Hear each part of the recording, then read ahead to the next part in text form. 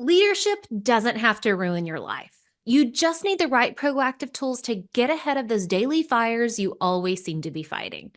Join me for my 5-day leadership challenge makeover, and I'll send you 5 short videos that'll transform your leadership as we cover the 4 critical areas of leadership: the head, the heart, the hands, and the guts. Just go to leadershipontherocks.com/5days to take the 5-day leadership makeover challenge. Again, that's leadershipontherocks.com/5days. That's the number 5 and then days. If you've ever worked anywhere, this is going to sound so familiar, y'all. So let's break it down. Have you ever heard or experienced too many steps in a process? It takes like 50 steps to complete this one thing. Y'all, too many steps in a process is like a pebble in your shoe. Not only does it slow you down, it is painful. This is the Leadership on the Rocks podcast, where we equip and empower leaders like you to thrive in and create harmony between your professional and personal lives. I'm your host, Bethany Rees, and in today's episode, you're just getting me. I really want to talk to you and share on how we can kiss complexity in leadership goodbye. So welcome back to another new episode. I have a rant and a rave that I've just got to share with you because our world is becoming ridiculous. So we've got to talk about how to simplify our leadership to get rid of the noise that clutters up your day-to-day and my day-to-day. This episode is all about kissing complexity in leadership goodbye. And no, I'm not talking about smooching here. In case you've never heard the acronym, KISS stands for Keep It Simple, Stupid. Now, before anybody gets offended at the word stupid here, I really want you to just think about how simplicity can and will lead to success. So no, I'm not calling you stupid. It's just part of the phrase because we're so great at making things complex. So today we're diving into why our too much, too long, too cumbersome way of working and living just isn't working for us anymore. So let's just think about this. We have more and more of everything we could ever want, everything that we could ever need access to. And yet we're less productive and less content than we've ever been. Do you feel that way? Do you feel like you're always going, and never get to take a moment of rest, that there's always a ton of work to be done? I mean, let's just think about society in general, right? Think about it. People have access to so many things these days, but we're not any better. We have access to more information, yet we're not really becoming wiser. We have access to more options, but we're becoming paralyzed by all the possibilities. We have access to innovative technology, but with the speed of innovation going so fast, we're having to constantly change our systems and ways of doing things. So we're constantly having to change. And we have access to more automation to our work, and yet we're still working longer hours than ever. That doesn't make sense. Yet we even have more, thinking about the dawn of history, we have more stable governments and leadership organizations than we've ever had. Yet we're becoming bound by red tape processes and hoops that now have to be followed because of required mandates. Our too many options, our long drawn out processes, our overly complex systems just aren't working. And that's because complexity kills action and busyness robs us of joy. When the path forward isn't clear and simple, we check out. I know I do. When a constant feeling of inadequacy is present, that internal peace that we strive for is absent. So today I want to talk about 1 belief we must adopt and 2 actions I really think that we have to take in order to stop this insanity of making everything in our lives and our leadership complex. Everything that we think and do as leaders, and as humans in general, comes from a belief that we hold. And society is ingraining in us the belief that more is better. And I'm here today to argue the opposite. I'm here to argue for the belief that less is more. You've probably heard the phrase less is more before, right? But did you know it actually was coined by a German architect, Ludwig Mies van der Rohe? He was a pioneer of modern architecture, but he's known for his minimalist style and his philosophy of simplicity. Now, I want you to think about society for a second. Just zoom out. It doesn't matter what country you live in. Think about just your society that you live in. And if you could describe it in one word, how would you describe it? I know in America, I would probably describe our society as consumerism, the constant focus of acquiring more goods and services. And just thinking about most American homes, we have a lot of stuff. We even pay for storage facilities to hold our extra stuff because we can't fit it into our normal home. That's a lot of stuff, from electronics to plastic containers to that random decoration, that you've had forever. We like our stuff and it's overflowing into every parts of our lives. People don't even park their vehicles in garages anymore because it's for storage. And I've read a couple of his books, but Joshua Becker in his book, Clutter Free with Kids, he shares some extremely powerful insights about this. And he says, quote, "We live in a world that loves accumulating possessions. And while nobody would ever admit that they are trying to purchase happiness, most people live like they are." I mean, think about that for a second. We may not openly admit it, but our actions often show that we're chasing happiness through stuff. But Becker takes it even a step further. He talks about how our lives are made up of finite resources, our time, our money, our energy. And what do we do with those resources? We trade them. We're trading them for security first, basic needs like shelter, food, and clothing. But after that, we're off chasing comfort and luxury and even the victory of having more stuff than everybody else. We're just constantly chasing. And he says it best when, quote, "We were created to live for pursuits greater than comfort, luxury, and competition. We were created to trade our lives up, not down." But here's the kicker. Becker just keeps going. I love this book, y'all. Becker also points out that, quote, "Often we spend our time and energy chasing things that are physical in nature. All the while, we convince ourselves that we are seeking these things to improve the security and opportunity for our children." Ouch. That one gets to me, right? In our pursuit for more stuff, we're giving our lives away to lesser things. We work longer hours, we're chasing promotions, prestige, and more money so we can buy more and bigger things. And it's a struggle because we feel like we have to keep up with everyone else. It's like we're stuck in the loop of trying to keep up with the proverbial Joneses. Sorry if your last name is Jones out there. We love you. But y'all, is this stuff really worth it? Maybe, just maybe, there's more value in less after all. Thus, I encourage you in your home and in your leadership to adopt the belief that less is more. Stop trading your life down and trade it up. Be very protective of your time, your attention, your affections, and your money. By truly believing that less is more, it's going to drive your thoughts and therefore your stress levels. And it's going to drive your actions and therefore your time. And we know that everybody out there wants less stress and more time. And so less is more. That's the belief we've got to adopt. Okay, now let's talk action. Let's talk about putting in the mental work to actually identify what is most essential or mission critical. What do we actually want to say yes to when it comes to our time, attention, our money, our resources, and all those things? Because when we think of getting things done, most people are picturing this massive to-do list. They're checking off their tasks left and right, and they feel so productive, right?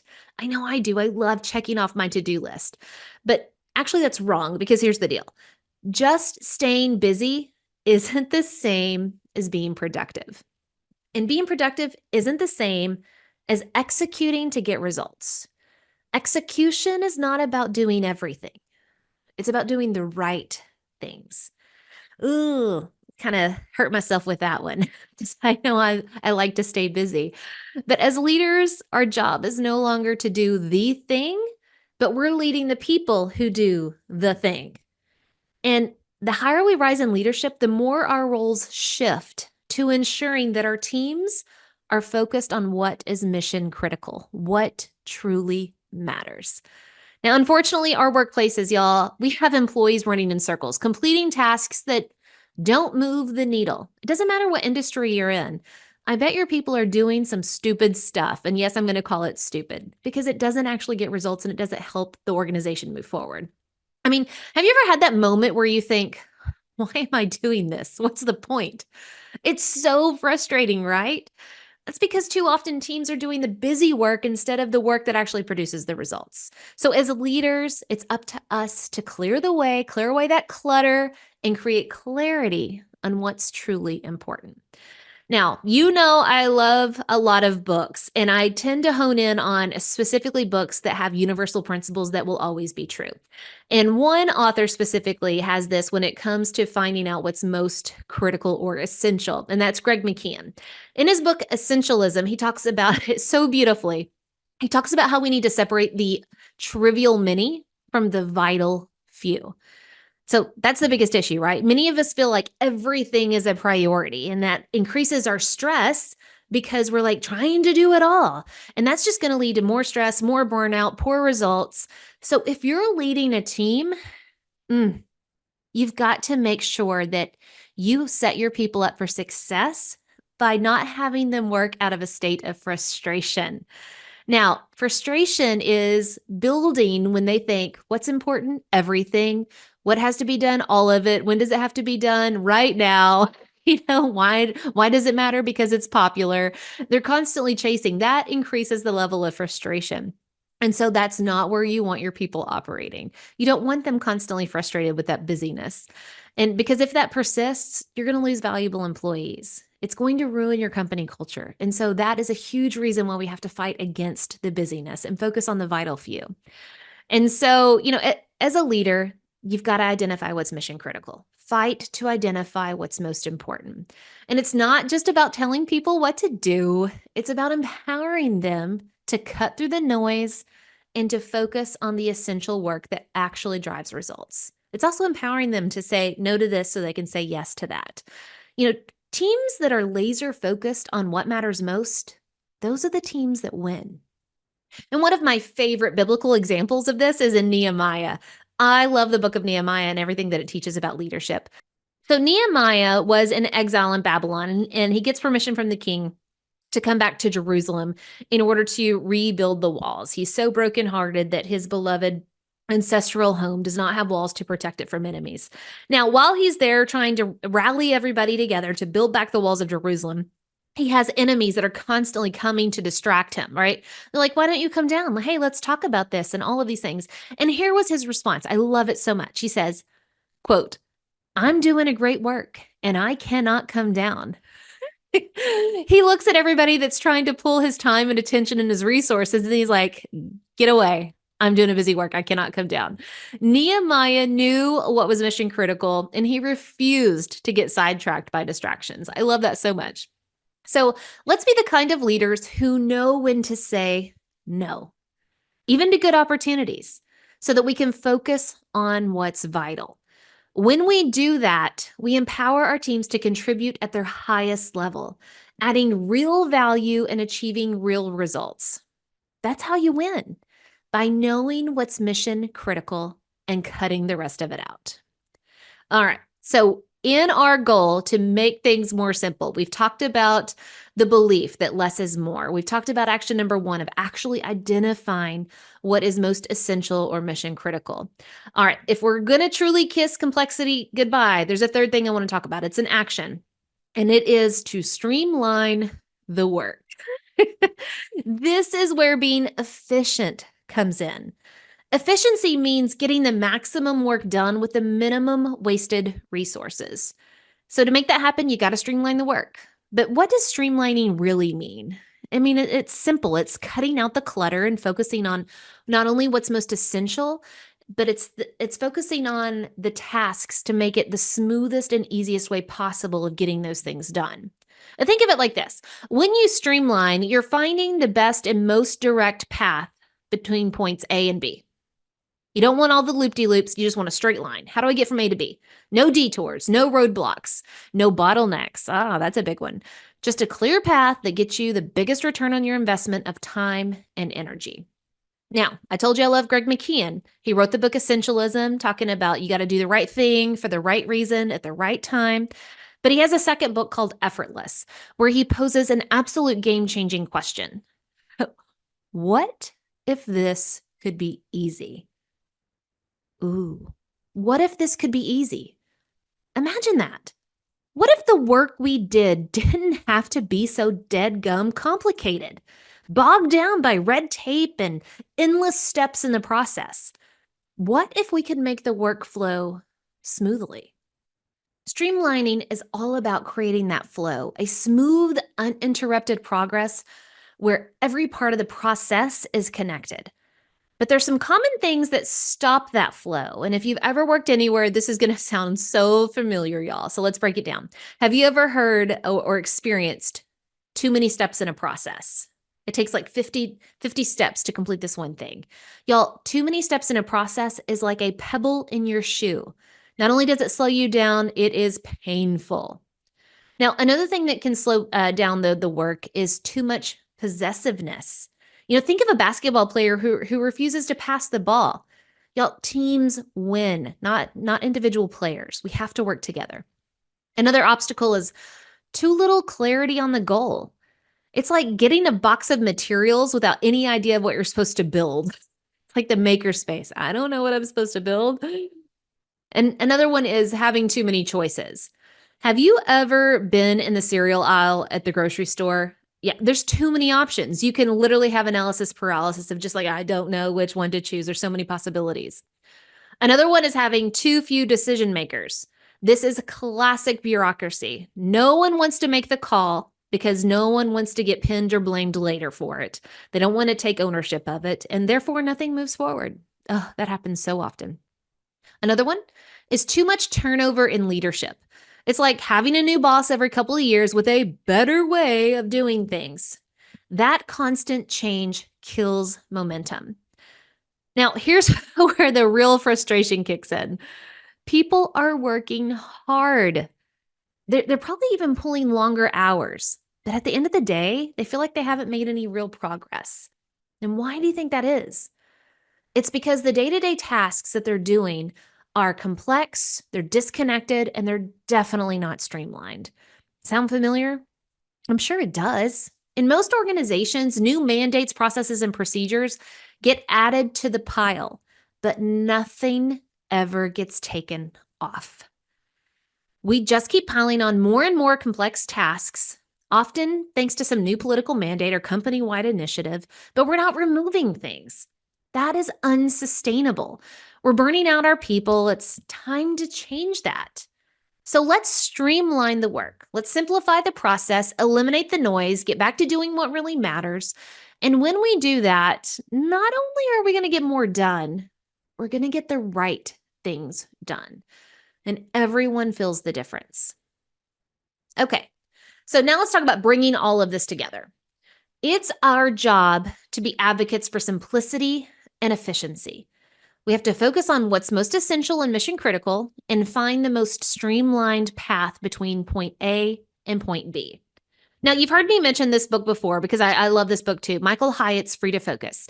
And he has said something that I have repeated, I don't know, probably a million times since then. First is what you don't do is just as important to your productivity as what you do. Let me say that again. What you don't do is just as important to your productivity as what you do. That's powerful, right? It's not just doing more, it's about doing the right things. And so, how do we simplify the work and make sure that our teams stay focused on what matters most? Well, Michael Hyatt gives us 3 key strategies for streamlining our work, and I love this so much. What can we eliminate, automate, and delegate? I do not think we as leaders spend enough time thinking about what we can eliminate, right? We're adding on more and more mandates. We're not getting rid of stuff. Your first job as a leader is to stop and say, what can we get rid of? What is no longer adding value? Now, whenever you think about what can we automate, the question is, what tools can we get to do the work for us? That really helps the automation process of making things easier and simpler. And then the third one is delegate. Who can assist in the work? Who can add in insight or the skill set that we need to do the work? Now, by asking these simple questions, you're not just kissing the work, keeping it simple, stupid. You're leading your team with intention and clarity. So I want to zoom out. I love zooming out. Let's think about the bigger picture here. As a leader, you have the authority to make these decisions. You can say no to the good in order to focus on what's best. Remember, there's a lot of good options out there, a lot of, you should do this. Doesn't mean you have to do this. Just because you can do something does not mean you should. It's your job to protect your team's time and energy.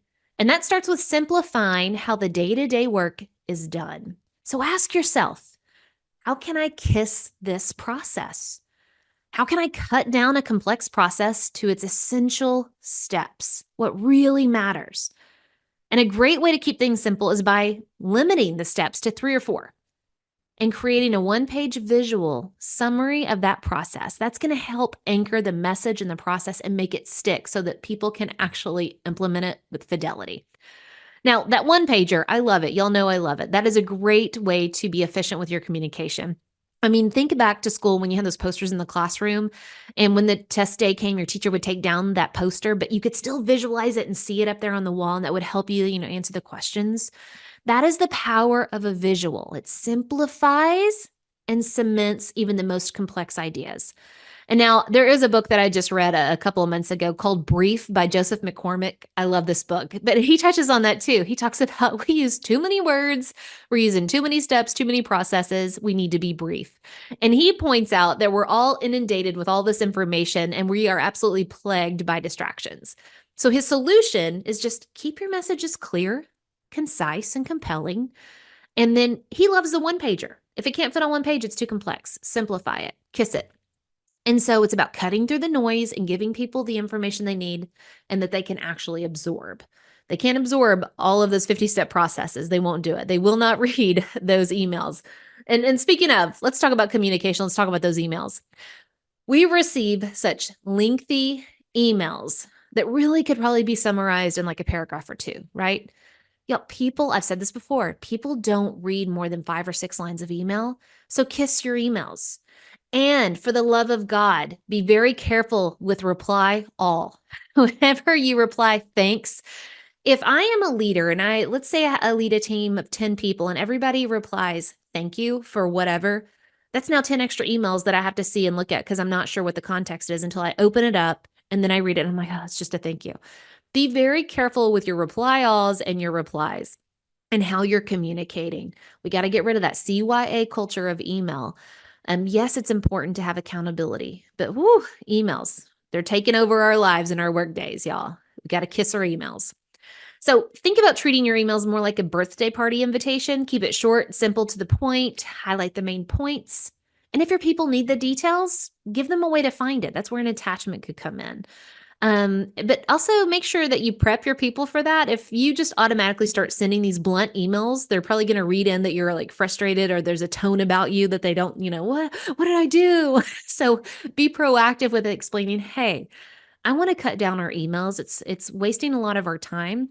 And so let's start being really short and concise with our emails and don't read anything into that tone. If there's more information, I can call you about it. We can have a conversation, but I'm going to keep the emails short. Now, remember, leadership is about guiding your team through the noise and the clutter so that they can focus on what truly matters. So you have to model that. KISS the complexity goodbye and eliminate what isn't necessary, what is not important. And that even includes the good stuff, right? So that you can focus on the best stuff. Automate where you can, delegate those who can help, and then make sure that they collaborate so people aren't doing double work. But simplify your processes. Adopt the belief that less is more. Adopt that belief because it is true. Less is more. You're going to have more time, more energy, more results, and more joy. Now, as I conclude this episode, I want to be frank that the ebb and flow, the drought and the flood, the good and the bad, the fires and the storms, and the overall tension between these will always exist in leadership. But you can have joy in the chaos. Now, where I've come to find my joy in this tension and chaos is through my faith.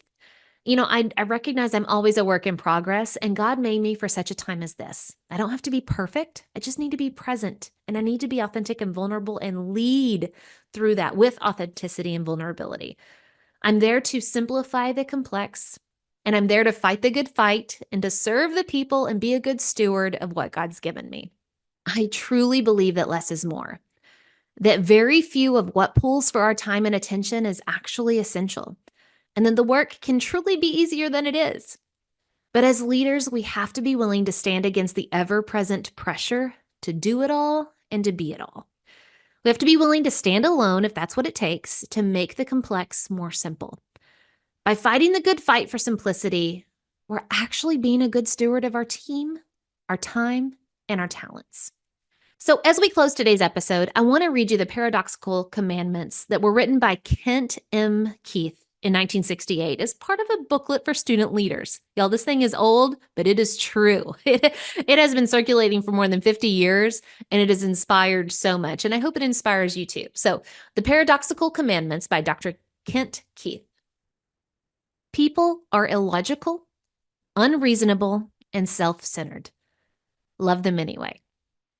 If you do good, people will accuse you of selfish, ulterior motives. Do good anyway. If you are successful, you will win false friends and true enemies. Succeed anyway. The good you do today will be forgotten tomorrow. Do good anyway. Honesty and frankness make you vulnerable. Be honest and frank anyway. The biggest men and women with the biggest ideas can be shot down by the smallest men and women with the smallest of minds. Think big anyway. People favor underdogs, but follow only top dogs. Fight for a few underdogs anyway. What you spend years building may be destroyed overnight. Build anyway. People really need help, but may attack you if you do help them. Help people anyway. Give the world the best you have, and you'll get kicked in the teeth. Give the world the best you have anyway. I love this work by Dr. Keith so much, and today I want to add one more line. Our society has a love affair with chasing trends, advertising should-dos, and making things complex. Make the work simple anyway. Until next time, continue putting in the work of building your life and leadership on the rocks, the essential rocks. God bless.